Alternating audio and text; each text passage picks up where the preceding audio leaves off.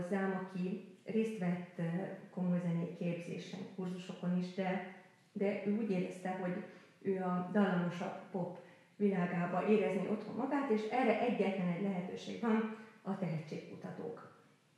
És azt mondta, hogy elment több válogatóra, de azt mondták neki, hogy ő nem rendelkezik olyan dolgokkal, nincsen olyan származási handicapje, nincsen olyan fizikai handicapje, ugyanakkor nem annyira divatos típus, hogy őt föl lehetne futtatni, ezért eltanácsolták, bár azt megnézték, hogy nagyon szép hangja van.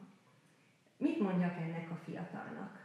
Mivel találkoztam én az elmúlt 20-25-30 évben? A saját pályámon én is hatalmas sikereket és hatalmas kudarcokat éltem meg, és többször keveredtem olyan helyzetbe előéneklések során, amikor egy menedzsment azt mondta, hogy nem ezt a típust keressük. És egy kicsit értetlenül álltam a dolog előtt, hogy hát vokálisan? Nem, megjelenésileg. Maga nem trendi. És akkor egy darabig nagyon megdöbbentem, és akkor egy menedzserem tanácsolta, hogy igenis fogjak le, ilyen karakteresebb, keményebb sminkkel menjek oda, a hajamat vágassam tépetre, mert azt mondta, hogy ez a Gemütlichkeit, ez a kedvesség, ami magából árad, ez undorító. Ez Németországban történt, mondanom sem kell. És hát nagyon pofán vert az eset, és nagyon sokáig teljesen magamban néztem, és ezután nem sokkal ért egy ugyanilyen kemény kritika itthon. Egy olyan rendezőtől, aki később vezető lett, aki nagyon dehonestáló megjegyzést tett az én nőies vonalamra, hogy ez gusztustalan. És egyszerűen megsemmisültem. De mikor elmentem egy sminktanácsadóhoz és egy stylisthoz, hogy fölöltöztessenek úgy, mert én egy olyan típus vagyok, hogy mindent megpróbálok magamra fordítani, akkor belenéztem a tükörbe, és számomra egy torz valaki nézett vissza. Nem voltam sose úgy eleresztve anyagilag, de vettem egy pár ruhát, és akkor megjegyezték az operaházi játékmesterek, hogy jaj, Klári, hát azért ez ciki, és akkor éreztem magam, hogy egy annyira idegen és annyira mű, hogy levetettem azt a ruhát, és levetettem azt a menedzsert is, és levetettem magamról azt az egész németországi vonalat. Volt bennem annyi józanész, hogy nem engedtem át magamon, de megengedhettem magamnak, mert akkor már volt egy olyan kör, ahol dolgozhattam, az operaházban szerepet kaptam, és most az, hogy éneklek külföldön vagy nem, az nem volt prioritás. De soha nem felejtem el azt a szájízt, hogy én azért nem kellek, mert így nézek ki. És természetesen tudom, hogy törekedni kell mindig, hogy megfeleljünk fizikailag annak a szerepnek. De vajon nincs ez most túl tolva, hogy a fizikai igény neme fontosabb, mint a vokalitás?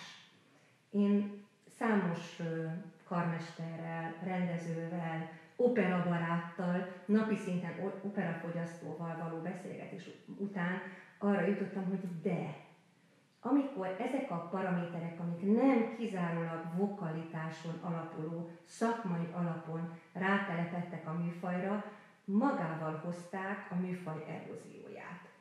Amikor kialakult az a kép, hogy az operaénekes az a kövér néni, aki eltorzult arcálikásul a színpadon mozdulatlanul, abban némiképp biztos volt igazság, de némiképp volt egy pejoratív leszólás, hogy ezeknek az ideje lejárt. De hogyha én a régi énekesekhez nyúlok, és meghallgatom a németi ellától, Németh Máriától Bazildes Máriáig terjedő madárvonalat, Orosz Júliát, Osváth Júliát, stb. Olyan vokalitást hallok, ami viszont manapság is nagyon el kellene a színházunkban. A magyar zeneéletben lenne helye ezeknek a hangoknak. Ők olyan hangok, amik nem születtek azóta. Ezért van az, hogy bizonyos darabokat nem tudunk, vagy nem akarunk Szíriába játszani, mert nincs rá megfelelő énekes. Én azt gondolom, hogy ezek az emberek nagyon sokszor kihullottak a rendszerből, mert nem feleltek meg a trendnek.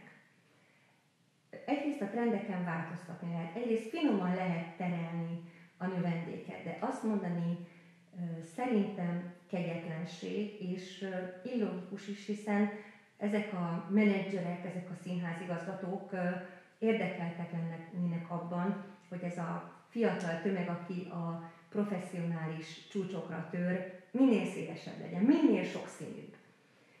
És az az érdekes, hogyha én fölmegyek a YouTube-ra, és megnézem azoknak a énekeseknek a videóit, akiket véletlenül hagy a rendszer, és meglehetősen klasszikus termettel bírnak, nem szokták őket azért ekézni, hogy milyen dagadtak, hanem a valós vokalitásuk alapján ítélik meg őket. És szemben ezzel előfordult olyan, Deborah Voigtról van szó, aki a Metropolitan Operának volt az egyik legnagyobb Wagner sztárja, egy ragyogó, sugárzó arcú hölgy volt, de valóban teljesen gömbölyded és kerek.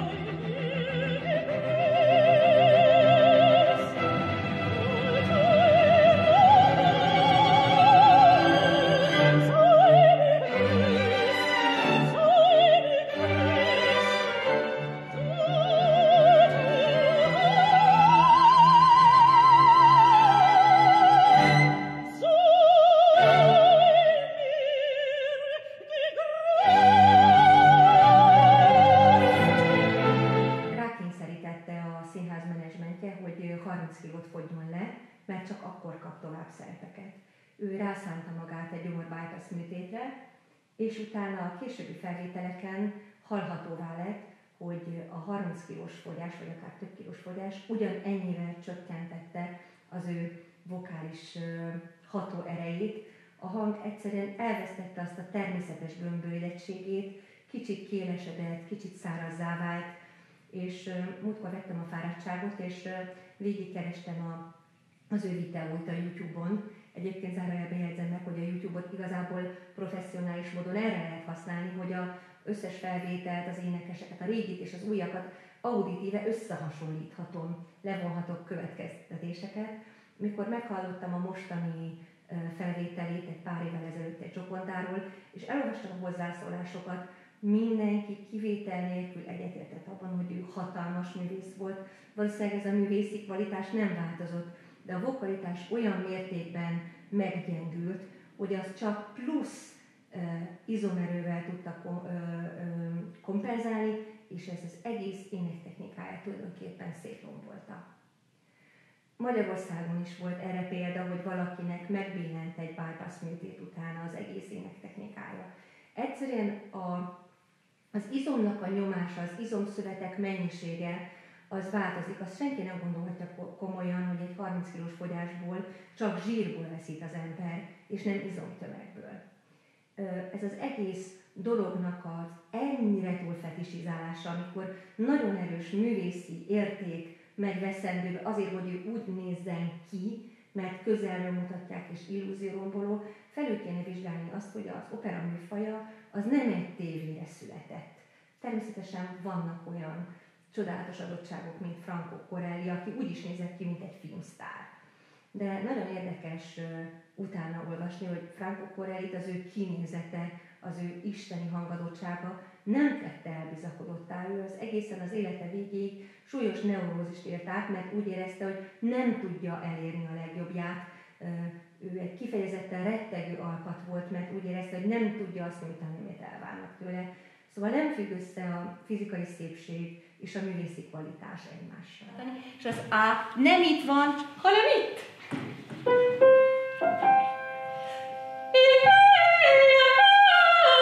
Nem ment a nyelved, nem menj el, maradjon ott! Hát milyen mekkora különbség van. Őrületes. Még egy.